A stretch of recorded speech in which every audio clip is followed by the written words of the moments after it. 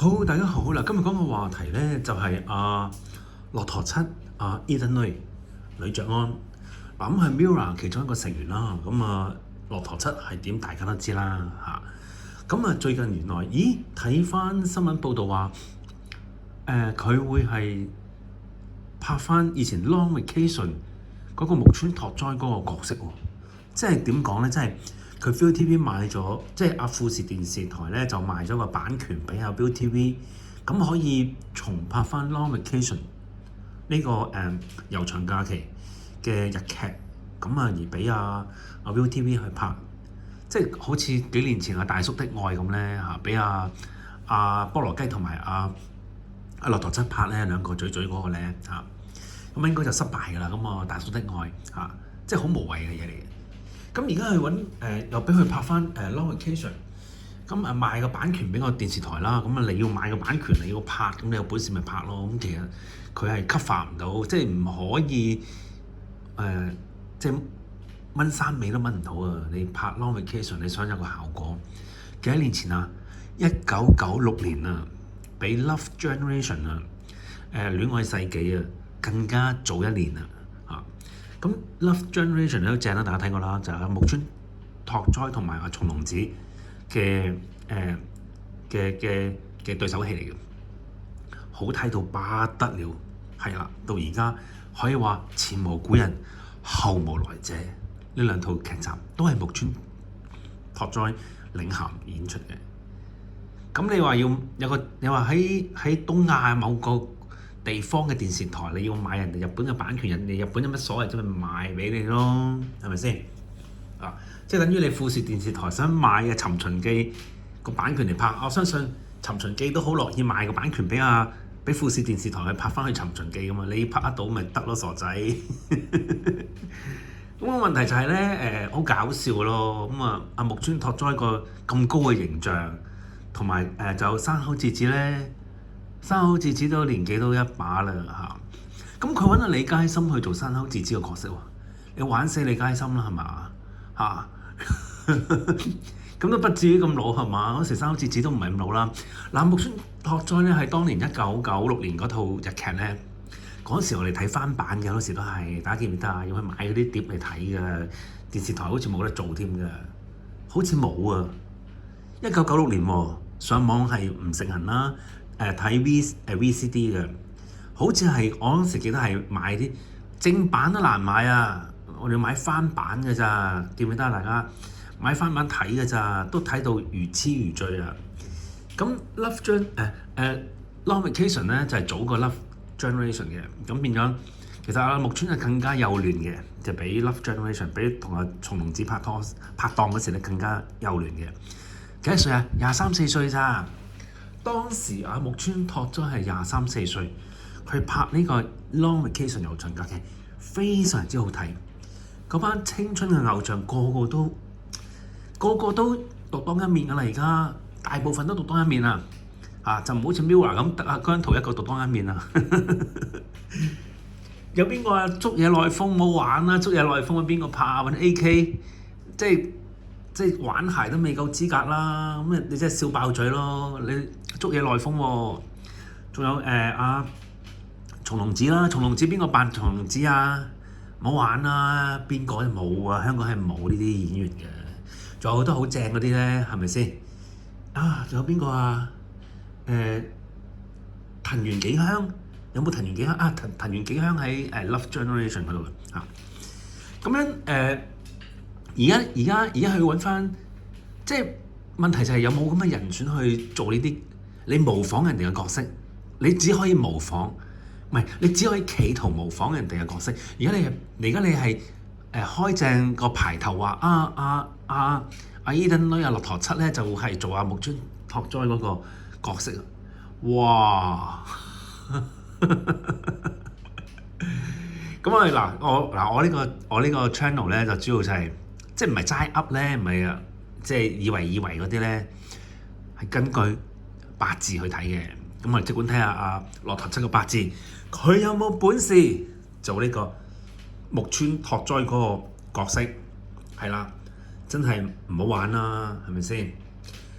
當時木村拓哉係23、24歲嘅咋，就可以拍到啲咁出色嘅劇集。等於阿姜濤而家27歲啦。其實姜濤19歲出道，冇去好好咁樣去栽培，咪俾機會阿姜濤去拍啲好嘅劇集，嘥咗姜濤，要帶啲菠蘿雞啊，又啲各樣狗屎垃圾豬頭骨都要拖住姜濤，令到姜濤春去唔係冬去春來，日落日出，時間一年一年咁過，到而家姜濤就27歲就可以拍一個健樂通嘅保健廣告啦，終於可以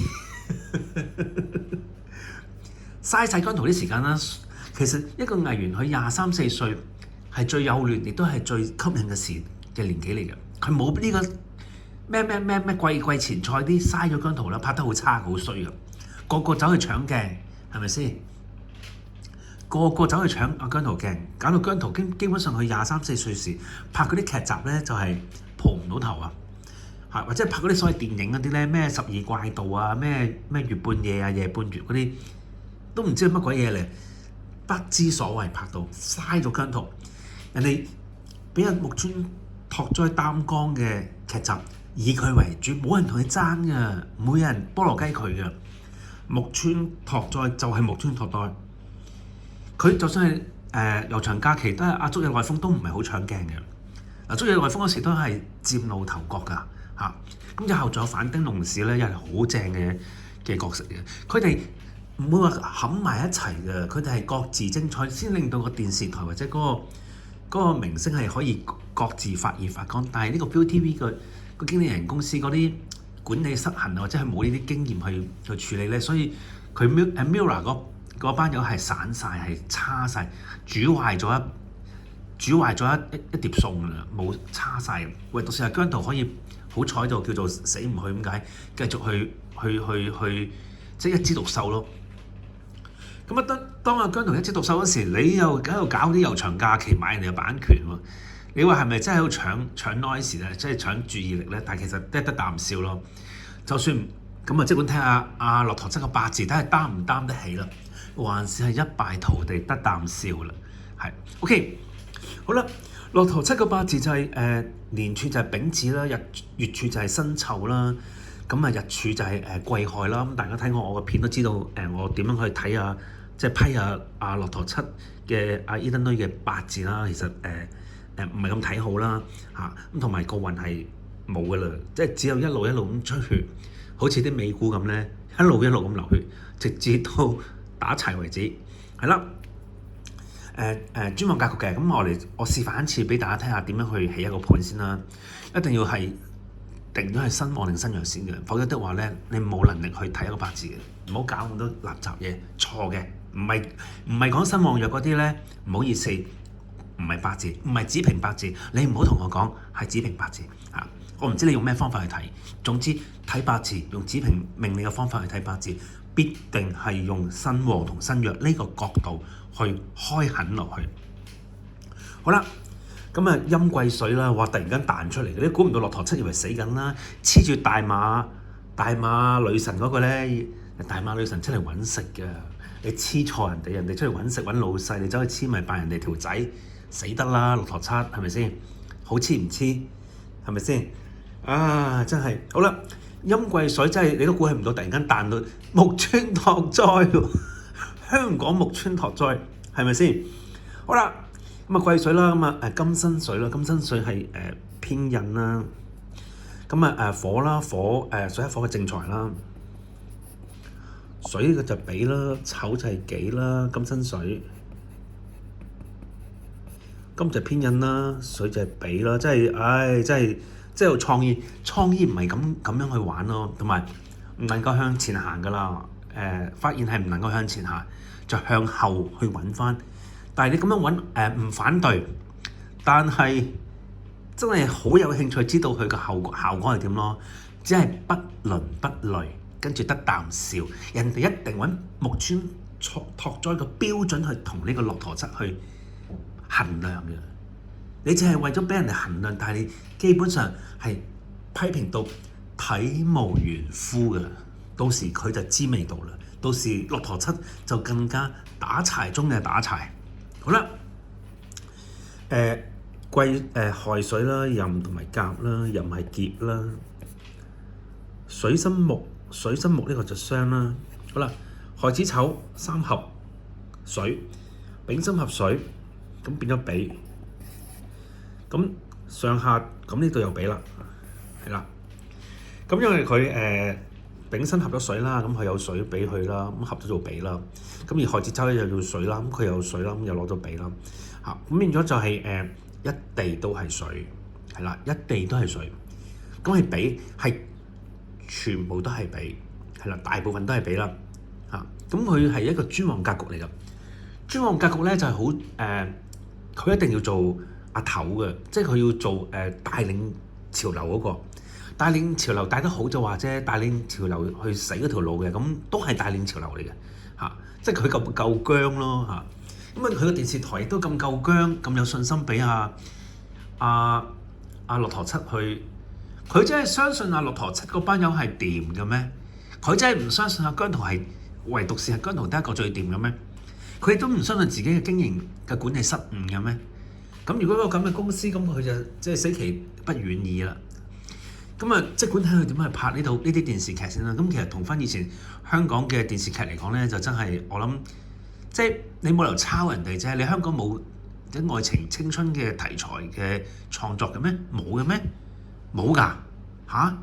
要抄翻人哋30幾年前嘅橋，你菠蘿雞得咁緊要？菠蘿雞得咁鹹魚，就係鹹魚級嘅菠蘿雞嚟㗎啦，係咪先？好啦，咁啊專旺格局啦，以呢個水為喜用啦，咁印金啦，金水為喜用嘅，佢應該有金嘅嚇，金水為喜用嘅，咁啊官星都用到嘅，官星用唔到啦，唔好意思啦，官星用唔到啊嚇，咁啊係以金水為喜用啦，即係金同埋水啦，喜用啦嚇，咁啊大運啦，咁佢而家廿九歲啦，29歲咯喎，你拍埋都30歲啦。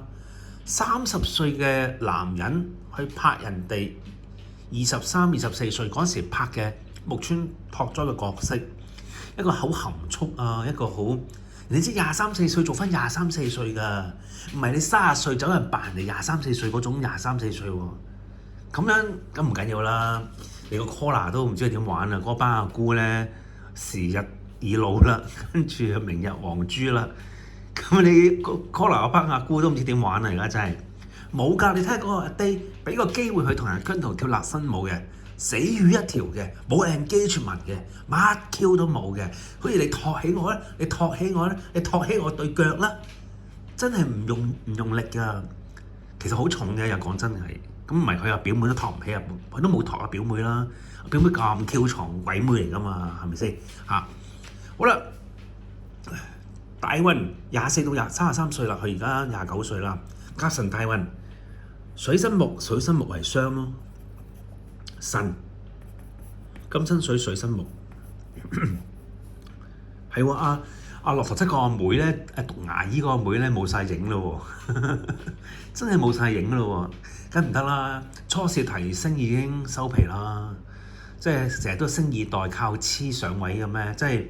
即係近親繁殖嘅咩？你但凡呢啲劇集或者啲明星近親繁殖嘅，自然就麻煩多㗎啦。好似阿鼎爺嗰啲咩，都係近親繁殖，又要栽培個仔上位啊，又呢又路。咁你估你真係你掂，你代表你啲仔掂咩？啲仔唔掂就係唔掂㗎啦，係咪先？兩公婆掂唔代表啲仔都掂。咁喺阿鼎爺嘅身上已經睇到好清楚啦。好啦，咁樣土啦，土係咩咧？土係呢個係咩咧？呢個係煞嚟先。咁呢個土咧呢個土係官。木係咩？木係食。水咧水就係比雙官見官咯。佢24到33歲期間咧係好多是非紛爭嘅，但係咁咧亥子丑化水啦，咁啊子辰都會水㗎，咁呢度都變埋水㗎。咁呢度佢自然都變埋水嘅，變埋水係咩？係比嘅。佢雖然有雙官見官，佢都有雙官見官，呢個底係有㗎。咁但係咧，佢有個髀咧就喺下低嘅。咁啊甲咧甲就冇嘢㗎，甲係仍然係雙㗎。雙係咩咧？演藝不受重用，雙啊！因為佢專望命格咧，咁雙係佢個忌神嚟嘅。忌係咩？佢個藝能啊，出去揾食啊！咩叫揾食啊？揾食揾相食啊！傷天害理啊！揾食啊！呢啲其實就係揾食嘅意思嚟㗎。揾食就真係佢工作嘅表演能力啊，係個忌神嚟㗎，唔得啊！咁啊地支咧佢又俾咧，咁佢就咁佢個運嚟喎，有人支持佢喎，你都吹佢唔漲，係有人支持佢喎。咁俾佢喜用神啦。咁齋俾冇用㗎，齋俾咪佢有印星嘅，佢應該有印星有個金有金水印星去照住佢嘅，但係佢個大運咧，佢天干透雙咧，唔好意思，佢一直都唔會被睇好㗎。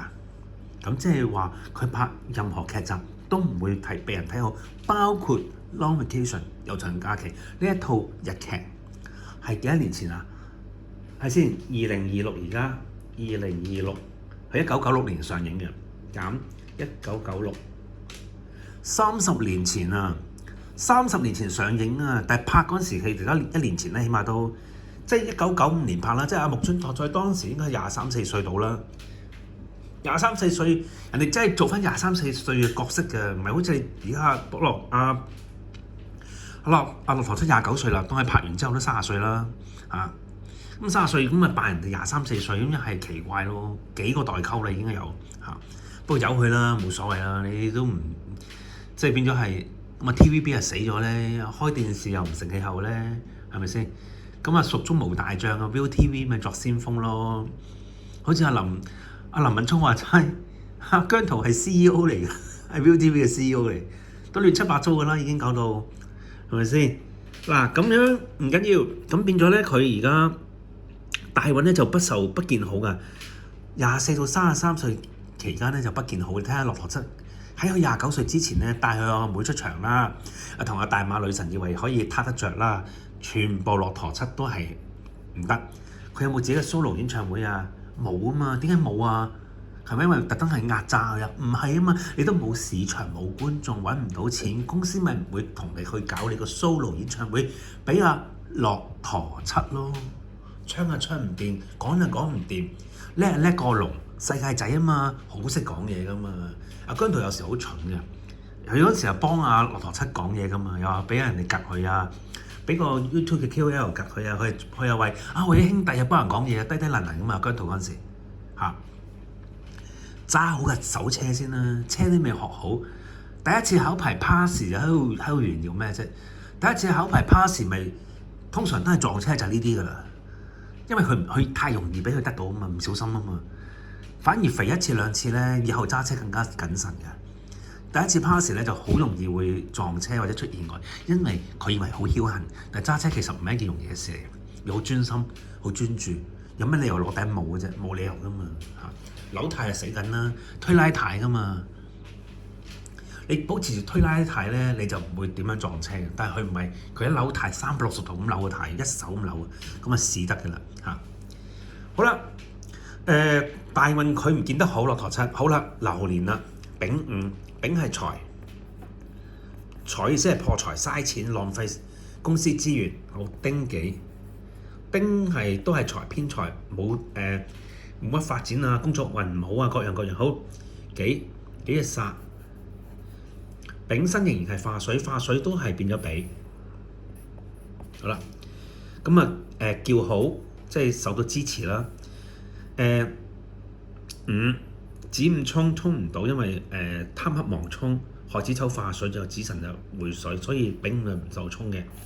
但係地支係忌神，係不受用，係唔受歡迎。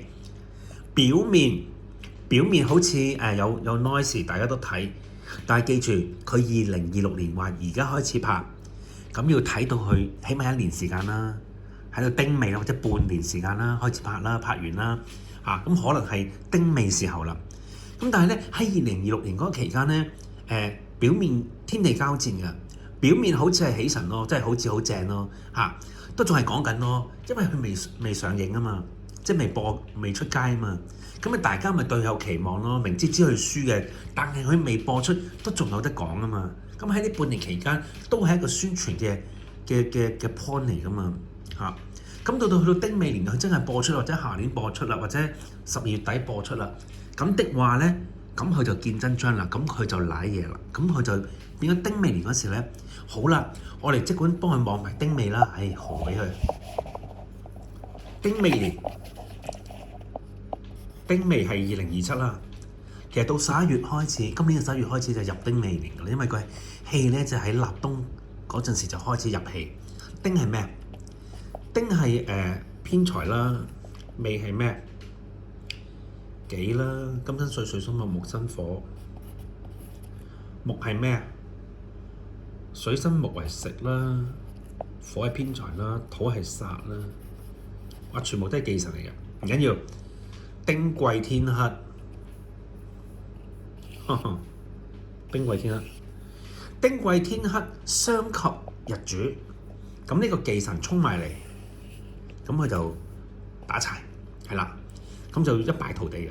未咧，未同丑都衝嘅，但係因為佢貪墨忘衝啦，我當你唔衝啦嚇。咁你得翻個殺喺度啦，得翻個殺喺度殺財食，咁都冇用啦，係咪先？咁佢呢個比嚟噶嘛，個元局天干係比嚟噶嘛，比同殺咧係天地交戰噶嘛。咁咪丁未年喺2027年嗰陣時咧，咪食 banana 咯。